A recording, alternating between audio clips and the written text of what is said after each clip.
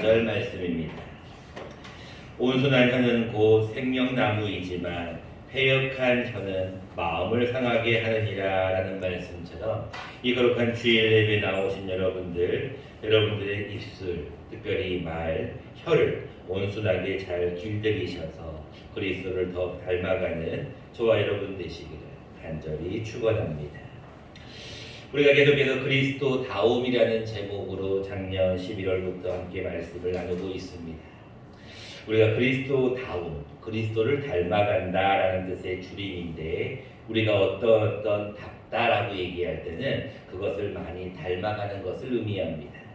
저 사람은 참 남자답다, 저 사람은 참 여자답다라고 얘기하는 것은 남성성과 여성성을 강조하는 말이죠. 저 사람은 참 사람답다, 그것은 인간다움을 강조하는 말이겠죠. 그 사람은 참 그리스도인답다라는 것은 참 그리스도를 닮아가려고 노력하는 사람답다라는 말의 의미를 포함할 것입니다. 그래서 그리스도를 닮아가는 삶을 살기 위해서는 우리가 관계를 잘 맺어야 되는데 그 관계가 하나님과의 관계입니다.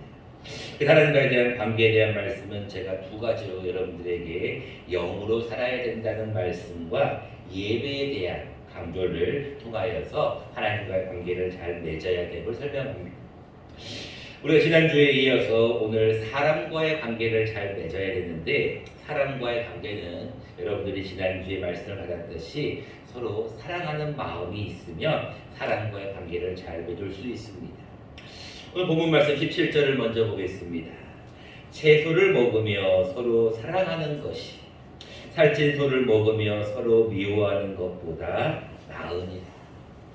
여러분들 사람과의 관계는 다른 게 있는 것이 아닌 것 같아요.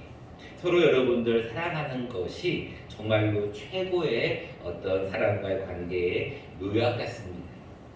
세상 사람들이 말하는 그런 사랑을 의미하는 것이 아니라 세상 사람들이 말하는 그런 남녀 간의 또 어떤 친구 간의 부모 자식 간의 사랑이 아니라 하나님이 주시는 그 사랑을 잘 우리가 갖고 그리스도의 사랑을 가지고 잘 여러분들이 남을 위해서 사랑하게 되면 서로 사랑하게 되면 그때 사랑과의 관계가 좋아진다라고 제가 지난주에 말씀을 드렸습니다.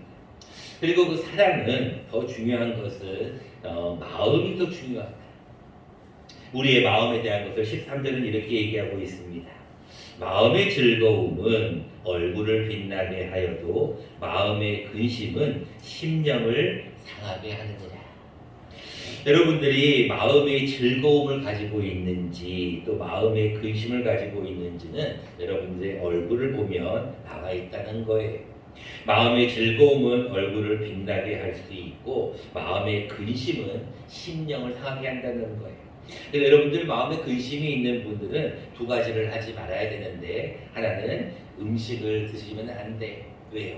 음식을 드시면 마음이 상해 있는 상태에서 음식을 드시면 소화가 안 됩니다. 또 한 가지 마음에 근심이 있는 사람들은 항상 기쁨이 없고 사랑할 수가 없어요. 여러분들 모든 게 흘러내리는 거잖아요. 마찬가지로 사랑이 마음속에 가득 있어야 사랑이 흘러나는 겁니다. 그래서 제가 여러분들에게는 지난주에는 사람과의 관계에 가장 중요한 것은 사랑입니다. 사랑은 허다한 죄를 덮는다라고 말씀을 드렸어요. 자, 오늘은 두 번째로 우리가 사람과의 관계를 잘 맺기 위해서 그리스도를 닮아가는 삶을 살기 위한 사람과의 관계를 잘 맺기 위해서 오늘은 외적인 표현인 이 말에 대한 부분을 오늘 우리가 함께 나누려고 합니다. 지난주에는 제가 여러분들과 함께 어떤 내면적인 사랑에 대한 부분을 좀 강조를 하였고 오늘은 외적으로 여러분들이 조금 이 대화하는 부분, 말에 대한 부분을 조금 강조해서 함께 말씀을 나누려고 합니다. 여러분들 지난주도 말씀을 드렸지만 사랑과의 관계는 5손가락 안에 들어있다라고 말씀을 드렸죠. 그래서 지난주에는 가장 중요한 네 번째 손가락의 비밀을 말씀을 드렸고 오늘은 첫 번째 손가락과 세 번째 손가락의 비밀을 통하여 다시 한번 우리의 말에 대한 대화에 대한 부분을 함께 나누려고 합니다. 우리가 그런 말을 많이 합니다. 몸이 10냥이라면 우리의 눈은 9냥이다. 이 뭔 얘기일까요? 보는 것이 그만큼 중요하다라고 하는 속담이 있어요. 근데 또한 이런 이야기도 있습니다. 어떤 랍비가 얘기합니다. 제자에게 너희들 중에 가장 몸에 중요한 부위가 어디라고 생각하느냐? 그때 그 제자가 얘기합니다. 눈이 아닐까요? 다른 제자가 얘기합니다. 심장이 아닐까요? 물론 너희들의 말도 많다. 그렇지만 더 중요한 부위가 있다. 가장 중요한 부위는 너희의 혀다라고 얘기를 합니다.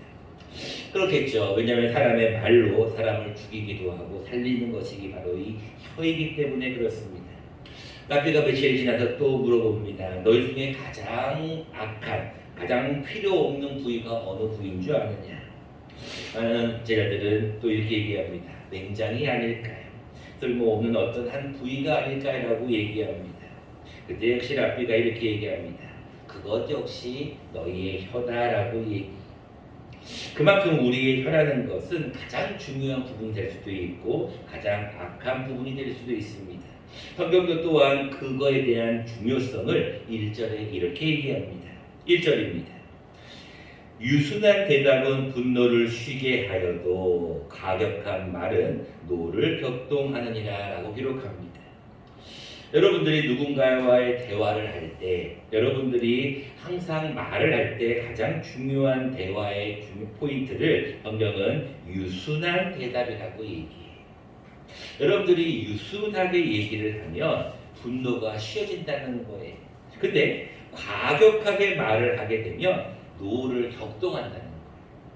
여러분 어떤 사람들과 대화를 하다 보면 그 사람은 자기가 화가 난 것도 아닌데 굉장히 말을 과격하게 하시는 분들이 계셔요. 물론 조금 시간이 지나면 알죠. 이 사람이 본심은 그게 아니라는 건 알지만 다른 처음 본 사람들은 이 사람이 화가 나 있는지 무슨 문제가 있는지를 이게 의심이 될 정도로 과격하게 말하시는 분들이 계셔요. 성경은 그런 자에 대해서 이렇게 얘기하고 있습니다. 2절입니다. 지혜 있는 자의 혀는 지식을 선히 베풀고 미련한 자의 입은 미련하는 것을 쏟느니라 라고 기록해요. 다시 말하면 여러분들이 과격하게 말을 하면 그것이 미련한 것을 쏟는 거다라고 얘기를 하는 거예요. 4절도 한 번 더 그 이야기를 더 강조합니다. 온순한 혀는 곧 생명나무라는 거예요. 그런데 패력한 혀는 마음을 상하게 한다는 거예요.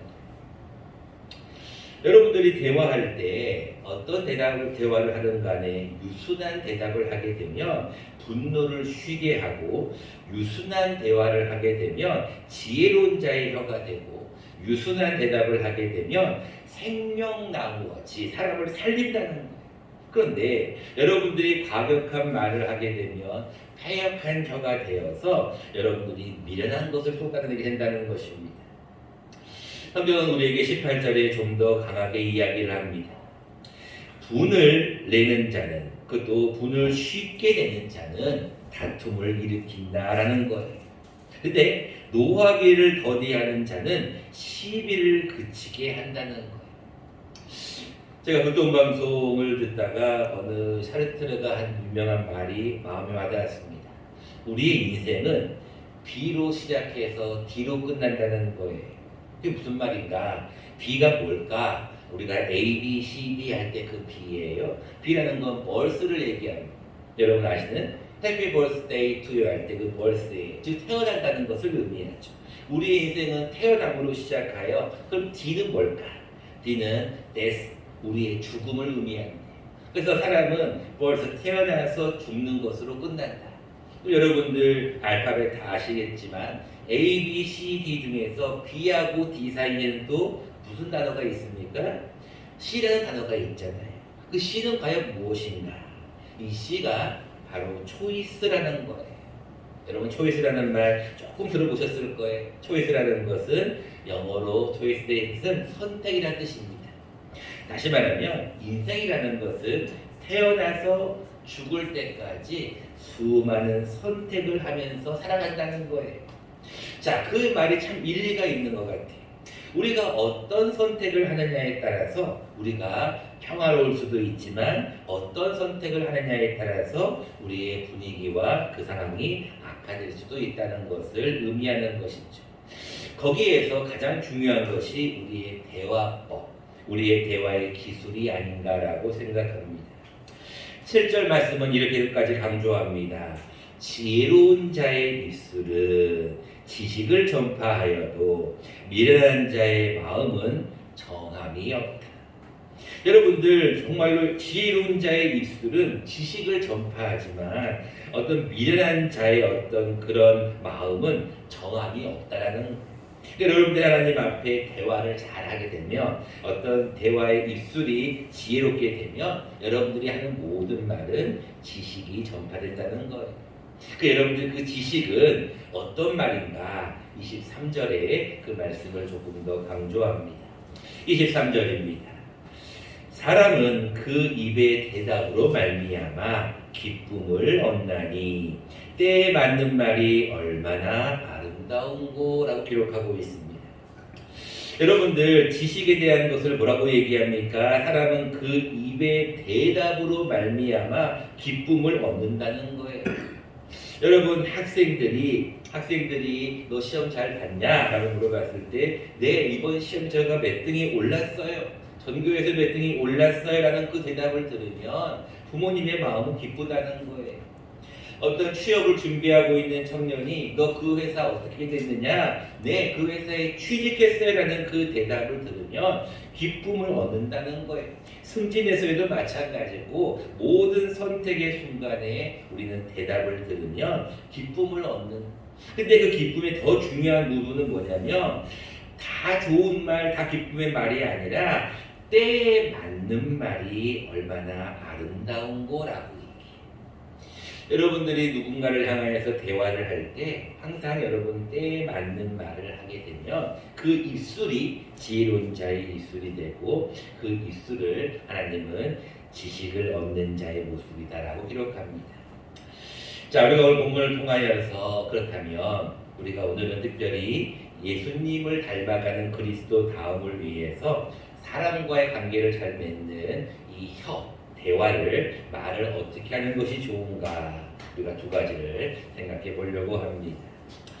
첫 번째입니다. 여러분들 우리가 잘 아시다시피 칭찬을 많이 하십시다라는 것입니다. 여러분들 4절 말씀을 다시 한번 보시기 바랍니다. 4절 말씀에 온순한 혀는 곧 생명나무. 근데 패역한 혀는 마음을 상하게 한다는 거예요. 여러분들 도대체 어떤 말이 마음을 상하게 할까? 여러분들 많은 사람들이 왜 마음을 상해하고 왜 많은 사람들이 말로의 상처를 받을까? 이 말이라고 하는 것은 다른 어떤 외적인 어떤 힘이 있거나 권력이 있어서 어떤 뭐를 행하는 게 아니라 우리의 마음을 자꾸 움직이게 되고 우리의 생각 속에 계속 머무르게 돼 있어요. 여러분들이 누군가에게 어떤 말을 딱 듣잖아요. 그러면 그게 잘 안 나가요. 그냥 음식 같은 경우는 먹고 그냥 배설해버리면 끝나는 것이지만 이 어떤 말이라는 것은 계속 맴도는 거예요. 마음에도 맴돌고 머릿속에도 맴돌아서 우리의 모든 몸을 다 안 좋게 만드는 거예요. 그 마음을 상하게 하는 것이 뭐냐면 패역한 혀라는 거예요. 근데 여러분 반대로 생명나무가 어떤 나무입니까? 온순한 혀예요. 여러분들 다른 사람을 칭찬할 때 여러분들 표정을 한번 보십시오. 다른 사람을 칭찬할 때 그 사람의 말의 내용을 한번 보세요.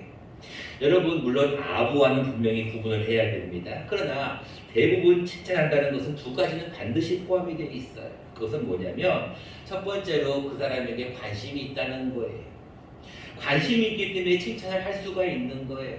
이 사람이 어떤 변화가 생겼든지 어떤 얼굴에 변화가 생겼든지 의상의 변화가 생겼든지 머리에 변화가 생겼든지 환경의 변화가 생겼든지 관심이 있으니까 칭찬을 하는 거예요. 또 한 가지가 있어요. 여러분들 칭찬하는 사람들의 공통점은 겸손하다는 거예요. 자기보다 그 사람을 더 위로 올린다는 거예요. 자, 여러분 그래서 남을 좀 칭찬을 많이 하는 사람들은 항상 겸손합니다. 왜? 남을 자꾸 칭찬하다 보니까 자기를 먼저 생각하는 것이 아니라 그 사람을 먼저 바라보게 되고 그 사람을 먼저 신경을 쓰게 되는 거예요. 우리가 이것을 늘 말씀드리는 타인 중심주의라고 얘기해요.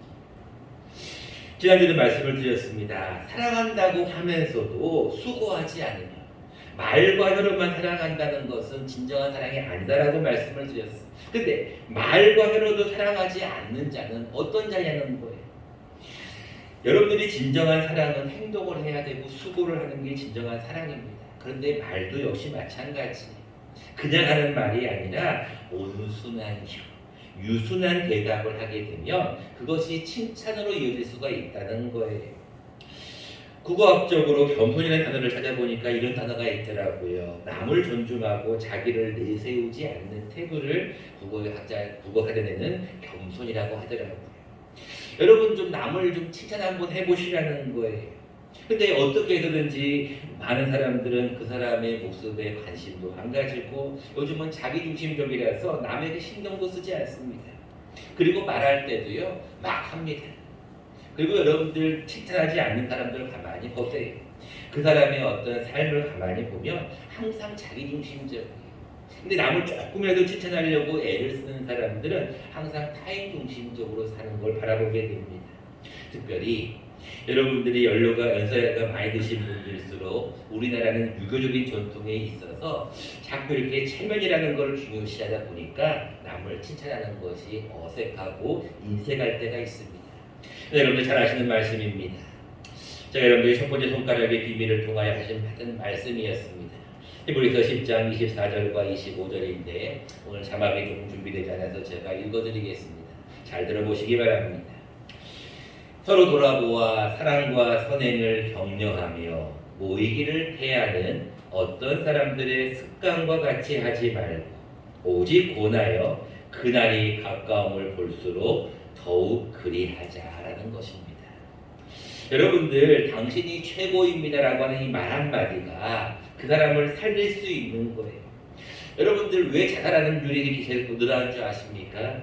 고독사 왜 사람들이 자꾸 자살을 많이 할까? 마지막 극단적인 방법을 하는 것은 한 가지입니다.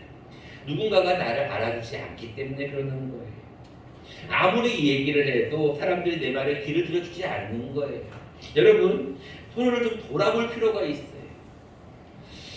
그런데 제가 지난주에 말씀드렸지만 우리 교회가 참 사랑이 많은 교회입니다.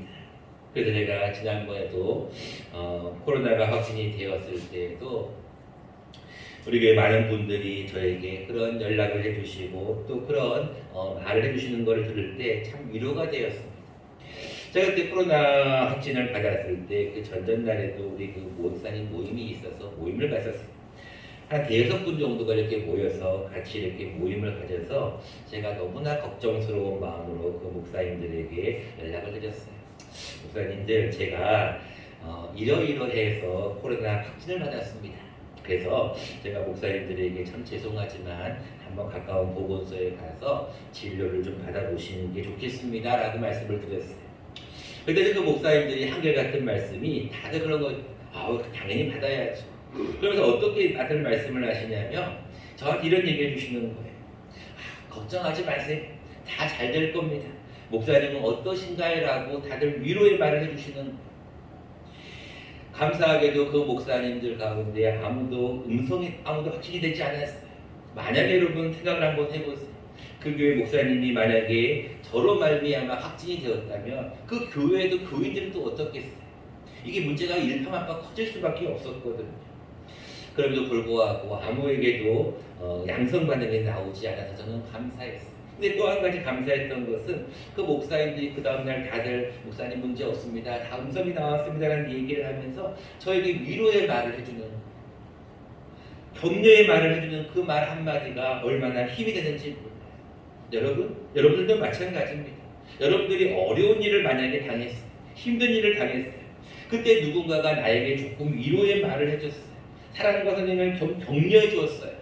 근데 여러분 그 격려의 말 한마디가 얼마나 큰 힘이 되는지 몰라요. 어떤 부모가 말을 안 듣는 자식이 있어서 이렇게 했다고 합니다. 내가 너에게 벌을 주겠다. 무슨 벌인가요? 내가 어떤 다른 부모처럼 너를 때리거나 야단을 치거나 훈계하지 않겠다. 내가 너에게 한 가지 벌을 주는데 그 벌은 무엇이냐면 매일 하루에 한 장씩 잠언서를 읽어라 라는 벌입니다. 여러분 잠언서가 몇 장으로 되어 있는 줄 아십니까? 잠언서는 총 31장으로 되어 있어요. 하루에 한 장씩 읽으면 2월 달을 제외하고는 또 다른 뭐 제외하고는 여러분 하루에 한 장씩 읽으면 잠언서가 한 달이면 통독이 됩니다. 한 달은 그 아이가 한 달에 하루에 한 장씩 읽었습니다. 아무런 변화가 생기지 않았어요. 그 다음 달도 역시 이어집니다. 너도 역시 하루에 한 장씩 읽어야. 또 하루에 이게 3달, 4달, 5달이 넘어가니까 이 아이에게 변화가 생겼어요. 특별히 어떤 변화가 생겼냐면 이 아이가 부모에게 막말을 했었거든요. 엄마가 도대체 뭐냐? 나한테 해준 게 뭐냐라고 했던 그 아이가 이 15장 말씀을 읽는 순간에 깜짝 놀랐다는 거예요. 유순한 대답은 분노를 쉬게 한다는 거예요. 온순한 혀가 생명나무라는 거예요. 여러분들 지혜 있는 자의 혀가 지식을 선히 베푼다는 거예요. 그리고 32절 말씀에 훈계받기를 싫어하는 자는 자기의 영혼을 경히 여깁니다. 견책을 달게 받는 자는 지식을 얻는다는 거예요. 자기가 그렇게 중요시했던 공부, 지식이라는 것을 얻는 방법이 견책을 달게 받는 거예요. 이렇게 여러분들 자녀들을 교육할 때도요, 이 말씀으로 교육을 하게 돼요. 아이들에게 어떤 다른 뭐 훈계를 하는 것보다 이런 격려의 말 한마디, 너가 잠언서를 읽어라, 이게 너에게 벌이다라고 하는 이 말 한마디가 이 아이의 인생과 삶의 태도를 바꿨다는 거예요. 마찬가지입니다. 여러분, 가급적이면 좀 사람을 향하여서 좀 비판하는 말, 왜 그게 문제입니까? 왜 그것이 그렇게 안 됩니까? 라고 부정적인 말보다는 격려의 말을 좀 해보세요. 조금만 말을 돌려서 하면 그게 격려가 된다니까요. 여러분, 조금만 말을 돌리면 유순한 대답이 돼요. 인상을 쓰면서 하는 말보다도 조금만 돌려서 웃으면서 얘기하면 달라진다니까요. 제가 여러분들이 가끔씩 그런 얘기 하잖아요. 강아지를 보면서요, 웃으면서요, 강아지에게 내가 올 여름 너를 잡아먹을 거야 라고 하면 강아지는 좋다고 막 꼬리를 흔든다니까요. 근데 화를 내면서요, 막 소리를 지르면서 내가 너를 사랑한다라고 얘기를 하면 강아지도 울는 거예요. 여러분, 가급적이면 첫 번째 손가락의 비밀인 칭찬을 조금 많이 해보시려고 노력해 보시기 바랍니다. 두 번째입니다. 사람과의 관계를 잘 맺기 위한 두 번째 마음은 여러분들 말을 좀 아끼셔야 됩니다.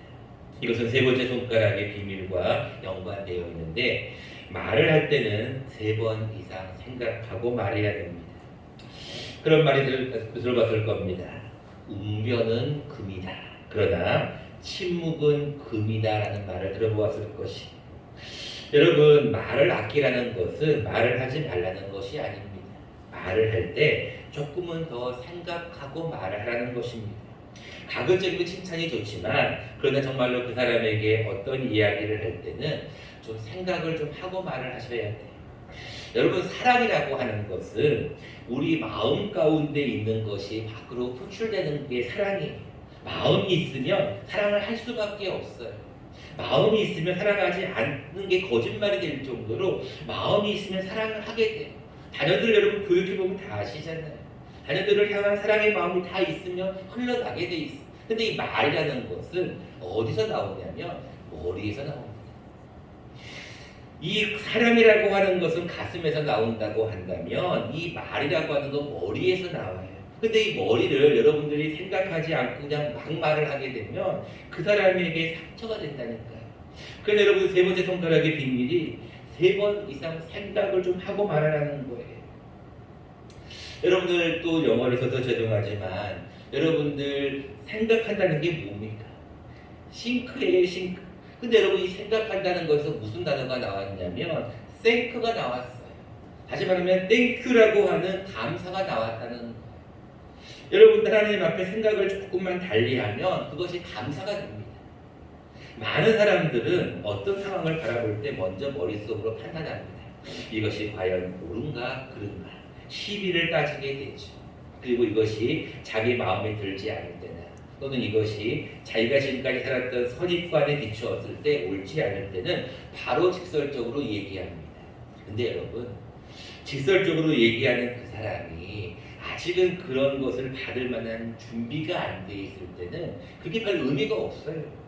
여러분들 자녀들에게 아무리 얘기를 자녀들이 왜 잔소리밖에 안 듣습니까? 그 자녀들도 나중에 커가지고요 어른이 돼서 부모가 돼보고 아빠가 돼보고 엄마가 돼보면 그때는 알아요. 근데 그 전까지는 아무리 얘기를 해도 모릅니다. 왜? 살아보지 않았으니까. 알지를 못하니까. 근데 부모들은 자꾸 내가 살아봤으니까 내가 옛날에는 말이야 이러면서 자꾸 이야기를 한다는 거예요. 근데 여러분 그것보다는 때로는 우리가 말을 아낄 필요가 있어요. 말을 아끼고 아까 말씀드렸다시피 좀 돌려서 칭찬의 말로 유순한 대답을 하게 되면 그 아이가 언젠가는 알게 돼요. 그래서 여러분들에게 이것을 한번 건면해드리고 싶습니다. 한번 여러분들 가운데 감사 노트를 한번 기록해 보시면 참 좋을 것 같아요. 많은 분들이 아유 그냥 감사합니다. 그냥 감사하죠. 모든 게 다 은혜이죠라고 생각을 하지만 여러분들 직접 적어보면 또 그렇지가 않아요. 또 매일매일 한번 적어보면 그게 참 달라집니다. 이 감사가 생각에서 나오는 것이기 때문에 여러분들이 조금만 생각을 좀 달리하면 그것이 감사가 되고 잘못 생각하면 불평이 될 수도 있어요. 근데 여러분 모든 게 다 감사해요. 사실은 오늘도 아까 여러분 안전문제 다 받으셨을 거예요. 평택의 확진자가 또 600명이 넘어갔고 전국적으로 지금 5만 6천 명이 넘어가고 있습니다. 근데 여러분 하나님 앞에 그래도 일주일 동안 자가격리하지 않고 지금 교회 나올 수 있잖아요. 몸이 안 좋으면 움직일 수가 없어요. 격리가 되어야 되잖아요. 근데 하나님 앞에 예배를 드릴 수 있는 것도 감사한 거잖아요. 여러분들 사람들이 이제 하나님 앞에 어떤 문제를 놓고 이렇게 기도해요. 하나님 이 상황을 좀 바꿔주세요. 좀 달라지게 해주세요. 근데 여러분 달라지게 해주세요. 바꾸게 해주세요라고 기도하기 전에 먼저 해야 될 것은 현재 상황에 대한 감사예요. 자막에 없어서 제가 말씀을 읽어드리겠습니다. 내 사랑하는 형제들아 너희가 알지니 사람마다 듣기는 속히 하고 말하기는 더디하며 성내기도 더디하라. 야고보서 1장 9절 말씀입니다. 우리가 말을 아껴야 될 필요가 있어요. 정말로 지금 내가 감정이 지금 막 폭발하려고 하는 그 순간에는 참는 게 좋아요. 여러분 어떤 대화든지 간에 그 대화에 감정이 딱 실리잖아요. 그러면 그게 아무리 옳은 말이라도 사람은 벌써 딱 튕겨나갑니다. 그래서 여러분들 감정이 별로 안 좋을 때는 말을 하지 않는 게 더 좋아요. 침묵하는 게 좋습니다. 특별히 여러분들 부부간에도 마찬가지잖아요. 어떤 대화의 본질, 내용보다는 그 어떤 감정적인 말투 때문에 다투는 경우가 더 많다는 게 문제예요. 마찬가지입니다. 여러분들이 감정을 조절할 수 없을 때는 참는 게 좋습니다. 그리고 또 한 가지는 가급적이면 그 사람에게 말을 할 때는 조금은 말을 아끼는 것 또한 성경적이다라는 것입니다. 32절, 33절입니다. 훈계받기를 싫어하는 자는 자기의 영혼을 경히 여깁니다. 견책을 달게 받는 자는 지식을 얻느니라. 여호와를 경외하는 것은 지혜의 훈계라. 겸손은 존귀의 길잡이니라 라고 말씀합니다. 여러분들 남에게 어떤 이야기를 듣는 것을 싫어하면요 그 사람은 자기의 영혼을 경히 여김입니다. 이것은 여러분 받는 자의 입장이죠. 근데 주는 사람의 입장에는요 어떤 말을 할 때는 항상 겸손하게 말을 해야 된다는 것을 의미합니다. 말씀을 맺고자 합니다. 여러분 이 한 주간 동안 또한 많은 사람들을 만날 것입니다. 가깝게는 여러분들의 가정에서 부모와 자녀 간에 또는 부부 간에 조금 나가서는 여러분들의 직장 가운데 여러분들의 삶의 터전 가운데 더 나아가서는 동네 환경에 있는 주민들과 만날 수도 있을 것입니다. 더 나아가서는 여러분들이 여러 사람들과의 어떤 장소에서 만날 때 항상 한 가지만 기억하십시오. 그것은 여러분들의 말이 여러분들의 어떤 말 한마디 말의 태도가 여러분들의 인격을 닮아낼 수 있고 여러분들의 그 말 한마디가 그리스도다웠다라는 그 말을 들을 수 있는 가장 중요한 단서가 된다는 걸 기억하셔서 이 한 주간도 조금 더 칭찬하시고 그리고 가급적이면 말을 아낄 수 있는 저와 여러분 되시기를 간절히 축원합니다.